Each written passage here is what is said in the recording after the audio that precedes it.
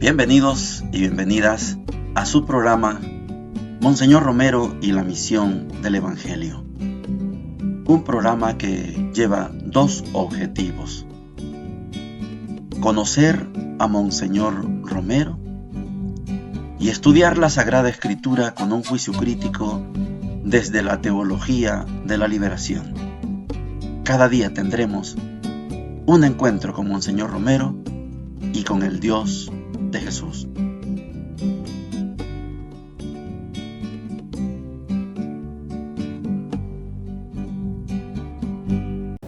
Hola, ¿qué tal?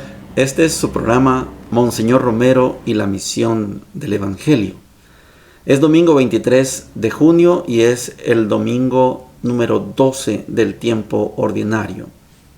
Son 34 domingos, 34 semanas del tiempo ordinario, 7 semanas de la Pascua, 6 semanas de la Cuaresma y 2 semanas de Navidad. Así la Iglesia estructura el año que se llama año litúrgico.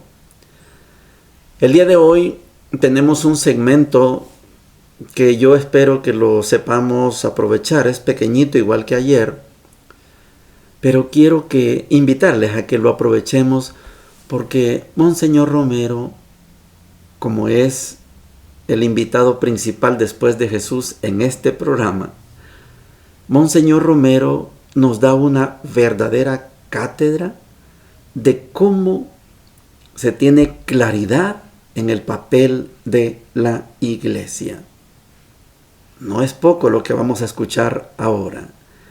En primer lugar, regresa del exilio, del destierro, el doctor Antonio Morales Ehrlich, político de larga trayectoria, que fue candidato vicepresidencial en 1977. El candidato presidente era el coronel Castillo Claramunt. A los dos se les hizo fraude. Los militares pusieron al que no había ganado, es decir, el último fraude que se ha cometido en este país en 1977.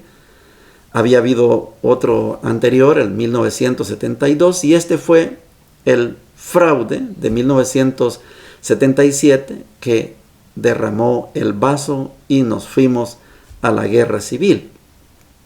¿Qué viene a hacer el doctor Antonio Morales Ehrlich?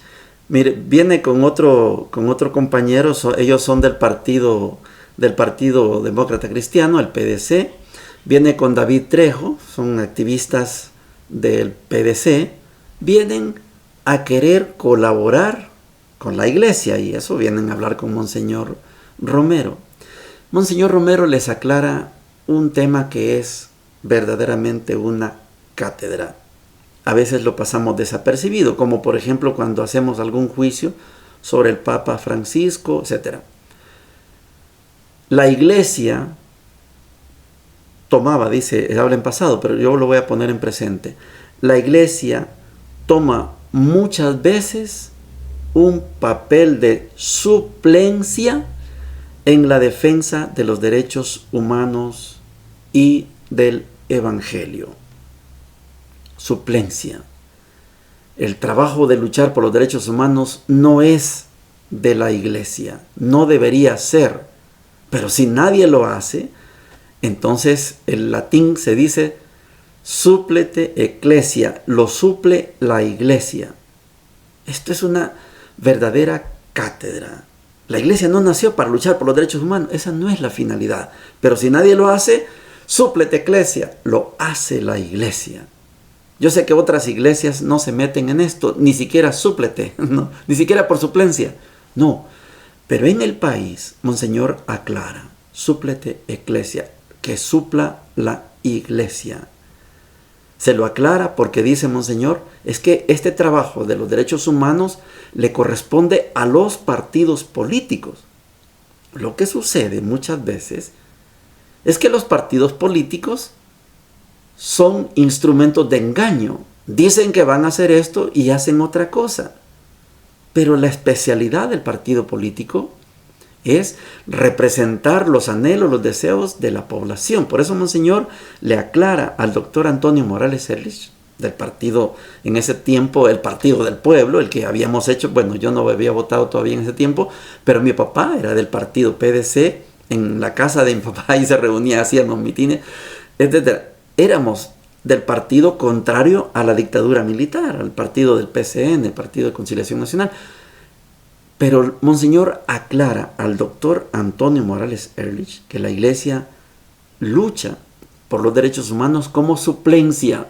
Es un trabajo que le compete a los partidos políticos.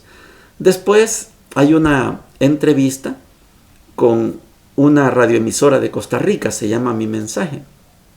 Igual, le llegan a hacer preguntas a Monseñor a propósito de lo que ha pasado recientemente en Nicaragua. Estamos en el 31 de julio y el 19 de julio fue el triunfo de la Revolución Sandinista. Entonces vienen los costarricenses, los ticos, a entrevistar a Monseñor Romero y le hacen preguntas respecto, dice él, a la perspectiva, le dice, principalmente a propósito del ejemplo de Nicaragua.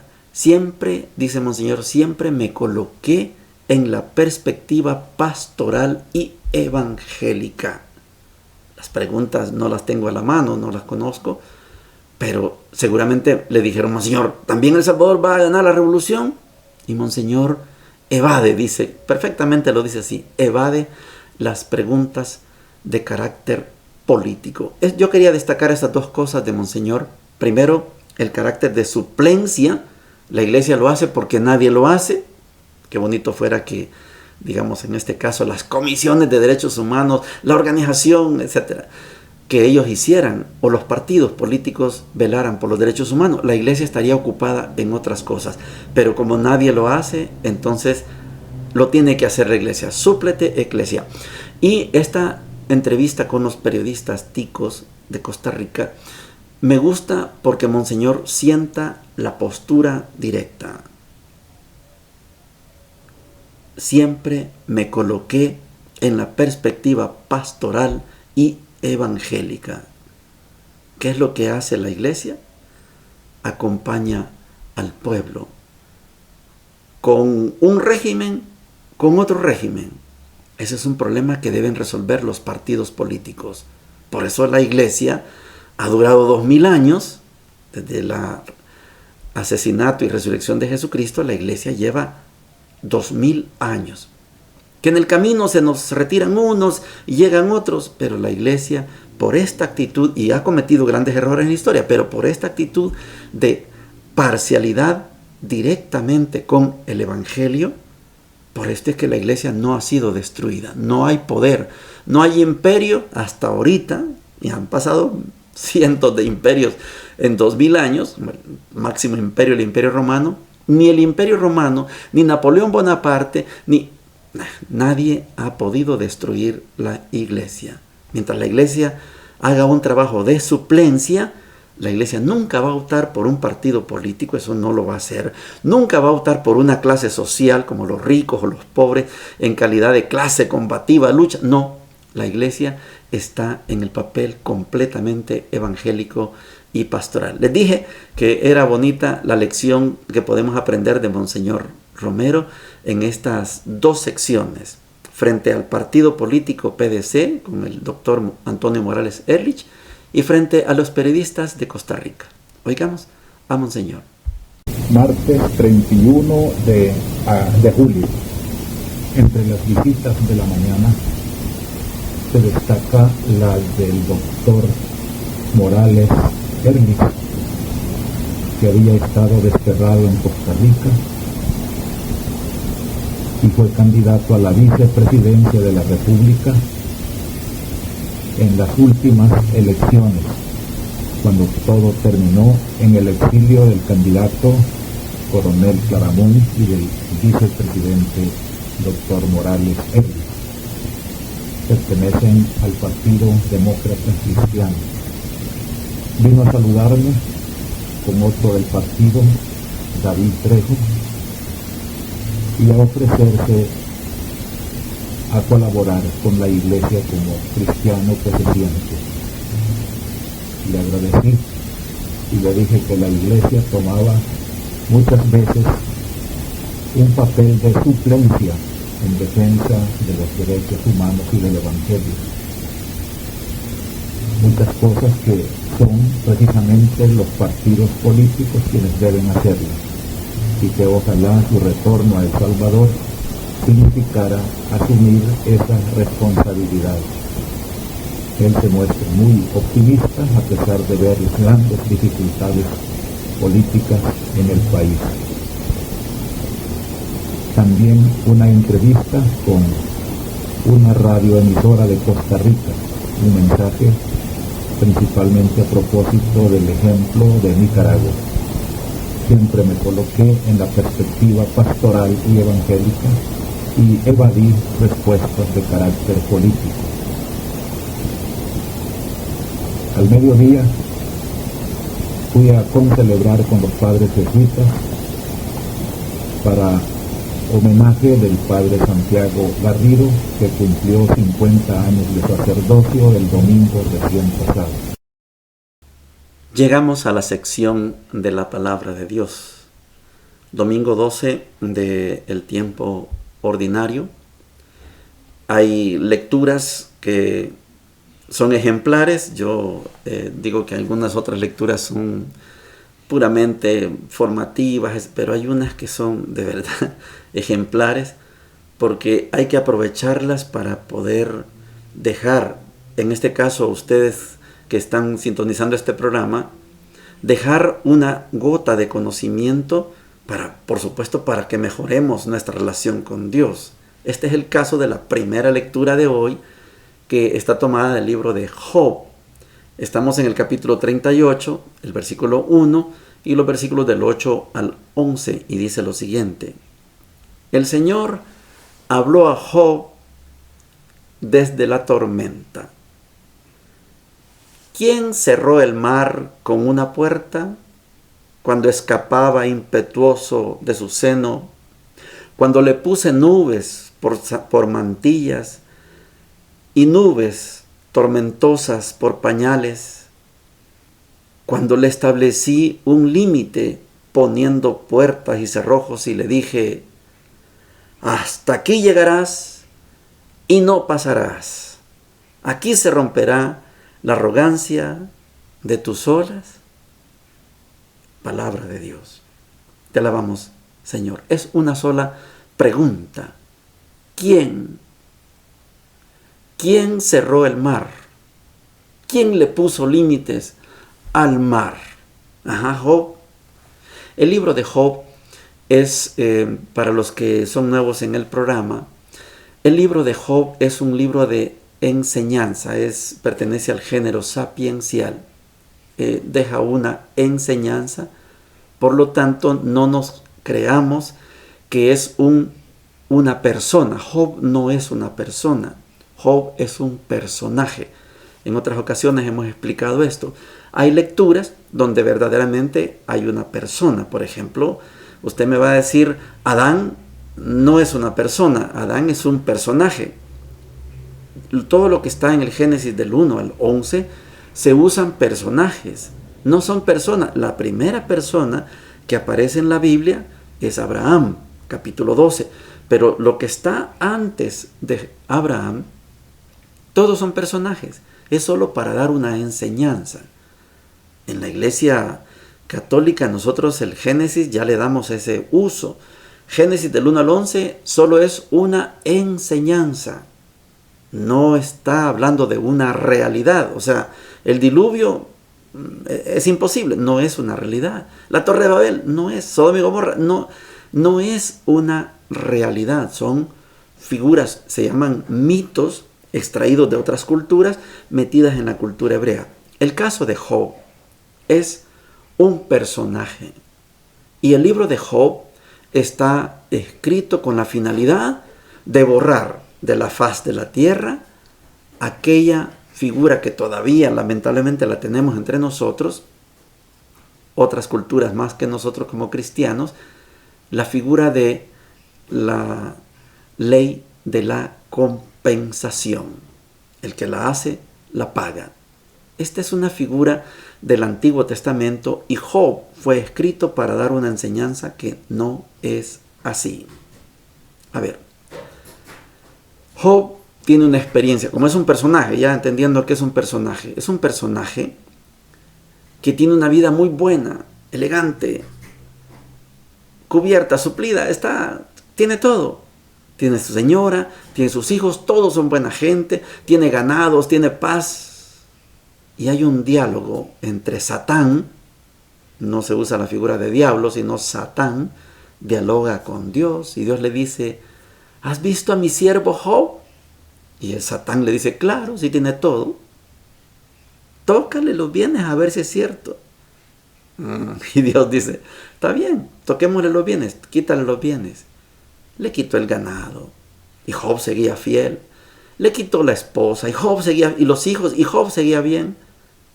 Y le quitó la salud y Job siguió bien.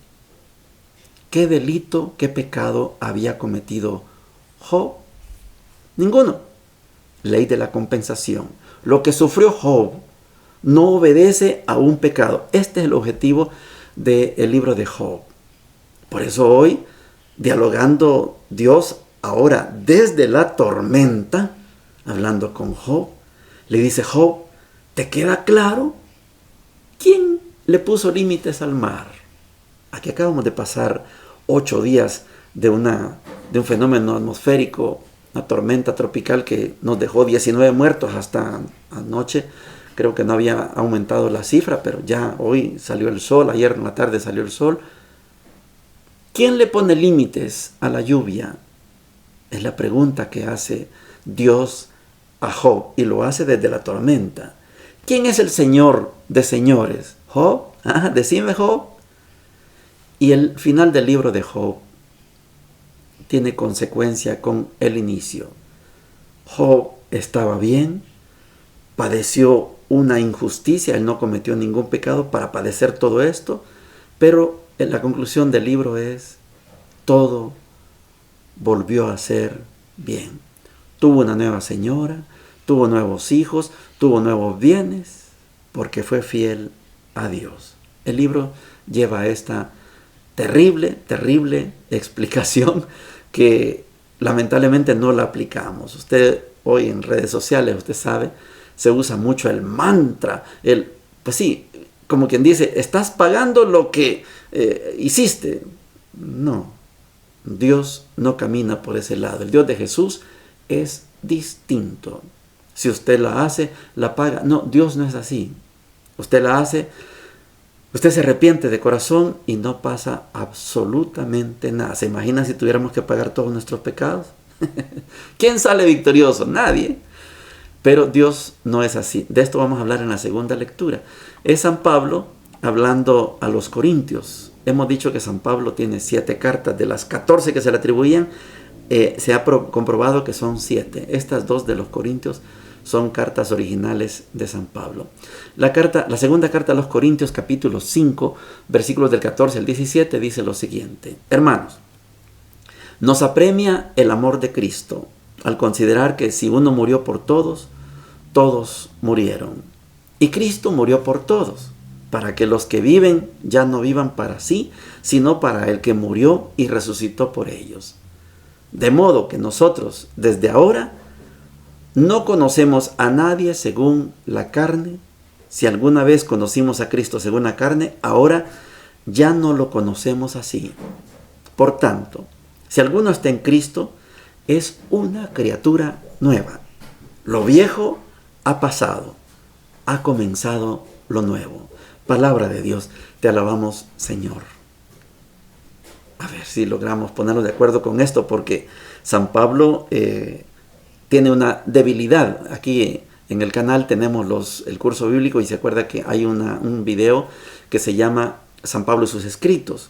Y ahí hemos dicho la identidad verdadera de Pablo, por lo menos con los estudiosos. Yo usé dos técnicos, un filólogo y un historiador, y ahí explico por qué decimos que San Pablo no es cristiano como usted y yo. O sea, San Pablo, claro que hizo un cambio en su vida, pero no se le puede llamar conversión cristiana. Esa es otra cosa. Pedro sí, Santiago sí, pero Pablo no alcanzó a llegar a este nivel. Ahí está explicado en el video. Pero en esta ocasión, San Pablo habla con un talante ejemplar. Lo viejo ya pasó, lo nuevo ha comenzado. Pero muchas veces en nuestras cabezas no hemos comenzado lo nuevo, seguimos con lo viejo. Por eso yo tengo en este programa una finalidad de que logremos entender que si yo soy cristiano, yo sigo a Cristo, pero no puedo quedarme yo, decir que soy cristiano y le hago más caso a Moisés que a Jesús. Eso no se puede. Le hago más caso a Josué que a Jesús. Eso no se puede. Yo vivo la ley de Jesús. Yo soy cristiano, sigo a Cristo.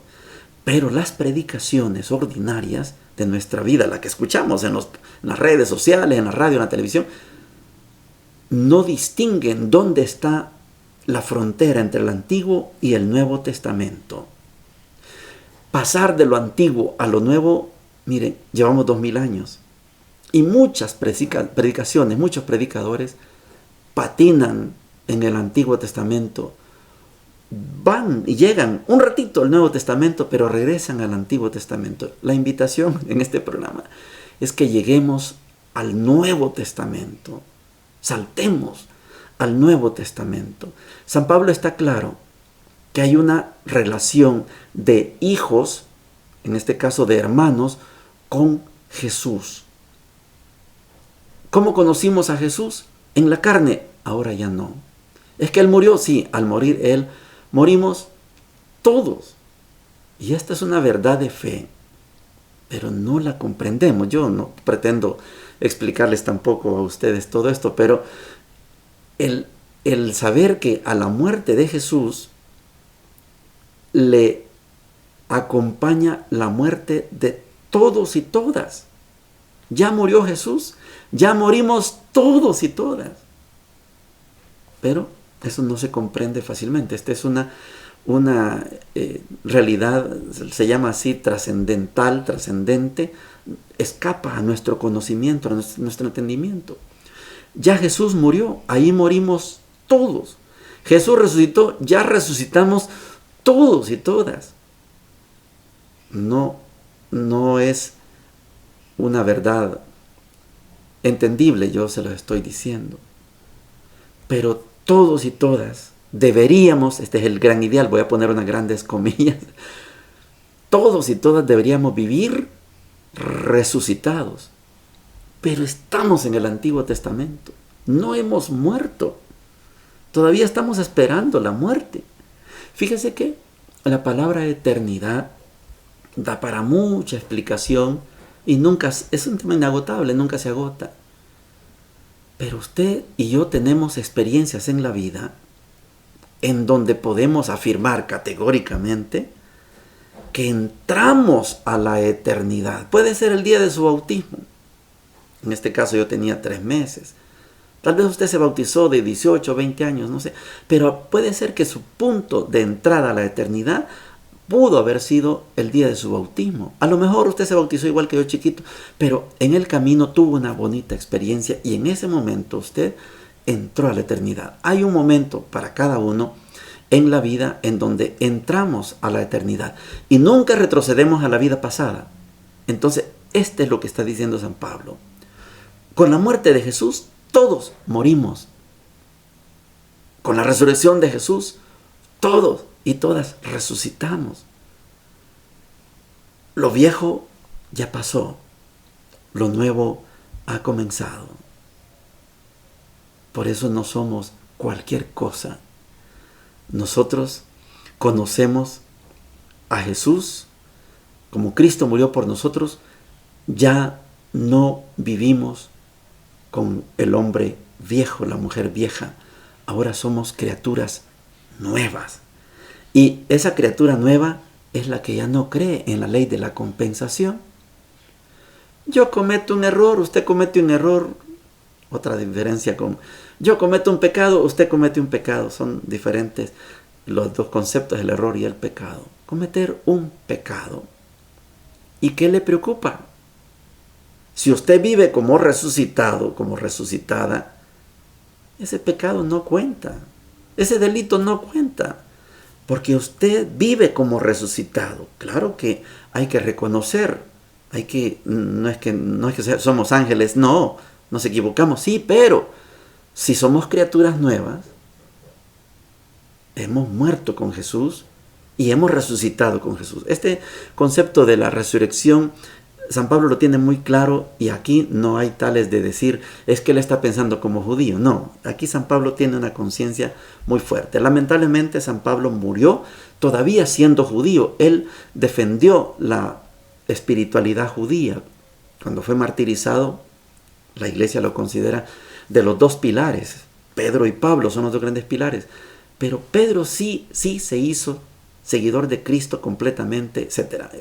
Pablo no alcanzó a llegar hasta ahí. Pablo murió todavía creyendo en la religión judía. Él predicó a Jesús como Cristo, como Mesías, pero como el Mesías esperado por Israel. Y usted y yo, los cristianos, sabemos que Jesús no era esa clase de Mesías. Jesús es otra cosa. Esto es lo que vamos a ver en el Evangelio de hoy, el Evangelio de Marcos. Marcos capítulo 4, versículos 35 al 41. Dice lo siguiente: al atardecer de ese mismo día, les dijo: crucemos a la otra orilla. Ellos, dejando a la multitud, lo llevaron a la barca así como estaba. Había otras barcas junto a la suya. Entonces se desató un fuerte vendaval y las olas entraban en la barca, que se iba llenando de agua. Jesús estaba en la popa durmiendo sobre el cabezal.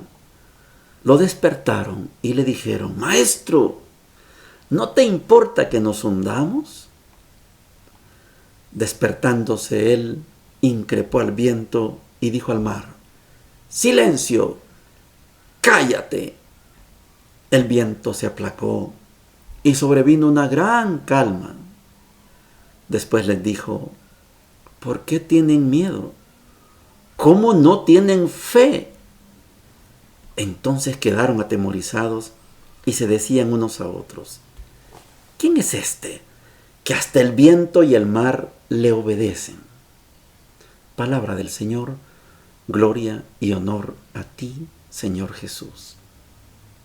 Voy a aprovechar para recordarles la diferencia entre los 4 evangelios escritos, reconocidos por la Iglesia como evangelios canónicos. Hay otros evangelios, el de Judas, el de Tomás, etc., pero esos no son canónicos, no aplican para reconocerse como inspirados por Dios y que tengan los elementos de antigüedad. Hay unos criterios para decir quién es y quién no es. Tenemos 4 evangelios.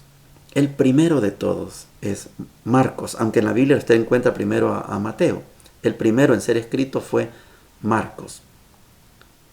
Después vino Mateo, luego Lucas, y por último, el último evangelio en ser escrito fue Juan. Juan es un evangelio, por haber sido escrito de último, tiene la ventaja que conoce los anteriores. Juan es un evangelio escrito para la humanidad. No hay un segmento específico. Lucas sí. Lucas tiene un auditorio, una intencionalidad para un auditorio específico. Lucas está escrito para los que son de pensamiento y de cultura griega que se están convirtiendo al cristianismo. Mateo está escrito para los judíos que se están haciendo cristianos. Y Marcos es un evangelio exclusivamente para paganos. Son 4 objetivos completamente diferentes. Por eso no le podemos pedir a un evangelio que diga lo que dice el otro evangelio. No se puede. Cuando usted tome la Biblia y estudia Marcos, grábese que Marcos tiene un solo gran objetivo con su evangelio: que todos y todas, en este caso paganos, usted y yo somos paganos porque no somos judíos, somos paganos, que los paganos, es el objetivo del evangelio de Marcos, que los paganos reconozcan que Jesús es el Hijo de Dios. Vea cómo comienza el evangelio de Marcos: comienzo de la buena nueva de Jesucristo, Hijo de Dios. Lo anuncia en la introducción Marcos, y después Jesús va y se bautiza y se abre el cielo y se escucha la voz, este es mi hijo. O sea, el Evangelio de Marcos quiere que usted y yo reconozcamos que Jesús es el Hijo de Dios. Después vamos en el capítulo 9 a la transfiguración y otra vez se abre el cielo, ahí está Moisés y Elías, este es mi hijo. No dijo estos son mis hijos, este es mi hijo. Y el Evangelio termina con la escena del centurión allá, en la cruz. El centurión dice, verdaderamente este era Hijo de Dios. Era el Hijo de Dios. Este es el objetivo del Evangelio de Marcos. En la escena de hoy, el Hijo de Dios está dormido. Y hay una tormenta. El Hijo de Dios está dormido. Y la pregunta, maestro, ¿no te importa? No, si él va ahí también. Pero la diferencia es que el Hijo de Dios tiene fe. Los otros son los que no tienen fe. Él habla, igual como habló en la primera lectura a Job desde la tormenta. Le dice a la tormenta, Jesús está en medio de la tormenta. No es que Jesús, donde estaba Jesús no había tormenta. No es que donde él estaba dormido ahí no había tormenta. No, ahí había tormenta. Jesús habla desde la tormenta y dice, silencio, cállate. Y el mar se tranquilizó. Es un lago, pues, pero se tranquilizó. La pregunta de Jesús es, ¿por qué dudan? ¿Por qué no tienen fe? En el Evangelio de Marcos, todos, excepto el centurión, todos los 12 y todos los que conocen a Jesús, todos quedan como unos verdaderos ineptos. Miran las cosas que hace y no reconocen que Jesús es el Hijo de Dios. Este es el estilo literario de Marcos. Marcos deja mal parados a los 12, Pedro también. Si se dan cuenta, en esta escena, como es del Evangelio de Marcos, no es Mateo. Aquí Pedro no baja. Si eres tú, mándame a ir a ti. No, ese es Mateo, esa es otra cosa. Aquí no. Aquí no hubo necesidad de que Pedro fuera el líder del grupo. Ese es Mateo y es Lucas, pero aquí no. Aquí todos quedan como unos verdaderos ineptos. Miran que el Hijo de Dios, el que iba dormido, el Hijo de Dios calma la tormenta y se preguntan, ¿quién es este que hasta el viento y el mar le obedecen? Debieron caer de rodillas y decir, verdaderamente tú eres el Hijo de Dios, pero Marcos no lo pone así. Marcos deja como unos ineptos a los 12. Solo se quedan preguntando, ¿quién será este? Es estructura literaria. Por eso cuando en la iglesia tratamos de eliminar el proselitismo, este programa no lleva la finalidad de convencer a nadie. Yo no me gano nada con que usted se haga católico, no es esa la finalidad. Usted sigue en su iglesia, sigue en su fe, y si es ateo, siga siendo ateo. Pero sepa que aquí hay una explicación del verdadero Jesús, y el Jesús que nos presenta a un Dios diferente al del Antiguo Testamento. Son dos dioses completamente diferentes. Es el mismo, pero en el Antiguo Testamento lo entendieron de una manera. Jesús lo transmite en persona de otra manera. Jesús vino para que dijéramos esto que Marcos busca aquí, para que reconociéramos que Él es verdaderamente el Hijo de Dios. Hay mucho que decir, pero el tiempo se nos acabó. Abusé 2 minutos más del ordinario, pero quería explicar esta finalidad, ¿verdad? Estoy encantado de que el programa siga creciendo en audiencia, de verdad, ya se nota que van llegando más suscriptores, estoy encantado, y yo sé que vamos a seguir caminando en este estilo de instrucción para que crezcamos más y seamos más creyentes, más cristianos, menos judíos, primero Dios, ¿verdad? Bendiciones para todos y para todas. Hemos presentado Monseñor Romero y la misión del Evangelio. Hasta la próxima.